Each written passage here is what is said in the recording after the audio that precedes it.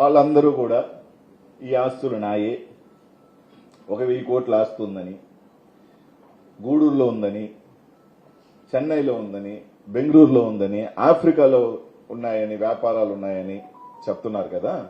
వాళ్ళందరికీ ఈ పత్రికా విలేకరులు మీ ద్వారా నేను చంద్రబాబు నాయుడు గారికి అడుగుతా ఉన్నా, లేఖ కూడా రాస్తా కావాలంటే.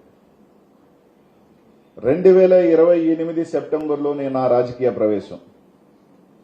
ఈ గంటకి నేను ఇక్కడ కూర్చొని మాట్లాడుతున్న టైంకి నేను చెప్పేది 2024 గవర్నమెంట్ దిగిపోయిన టైంకి నేను కూడా మాట్లాడలా.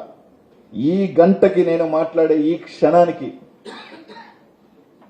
మీరందరూ నమ్ముతున్నారు కాబట్టి, ప్రజలను నమ్మించే ఒక కార్యక్రమం చేస్తున్నారు కాబట్టి, మీ పోలీసుల చేతనో, మీ ఎస్ఐల చేతనో, డిఎస్పీల చేతనో మీరు రాయించేది కాదు. ఒక సిట్టింగ్ జడ్జి ద్వారా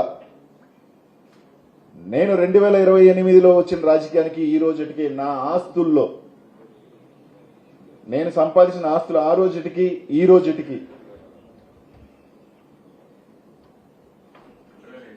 2008 సెప్టెంబర్లోకి ఈ రోజుకి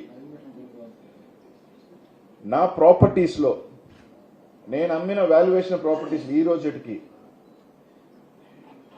రూపాయి పెరుగున్నా, 1 రూపీ పెరుగున్నా, మీరు చెప్తున్న అనిల్ కుమార్ యాదవ్ కావచ్చు, నా కుటుంబ సభ్యుల మీద కావచ్చు, మీరు చెప్పిన నా 5-6 మంది బినామీల పేరు మీద కావచ్చు, ఎవరి పేరు మీద ఉన్నా కూడా ఎంక్వైరీ చేయండి. మీరంటున్న 1000 కోట్లుంటే 950 కోట్ల అమరావతి డెవలప్మెంట్ కి తీసుకోండి. అతి పెద్ద ఫండ్ నేను ఇచ్చినోడిని అవుతా. ఒక 50 వరకు నాకు ఇంది దాంట్లో. అది కూడా మీ దయ ఉంటే 1000 కూడా కాబట్టి తీసుకోండి, ఇబ్బంది ఏం లేదు నాకు.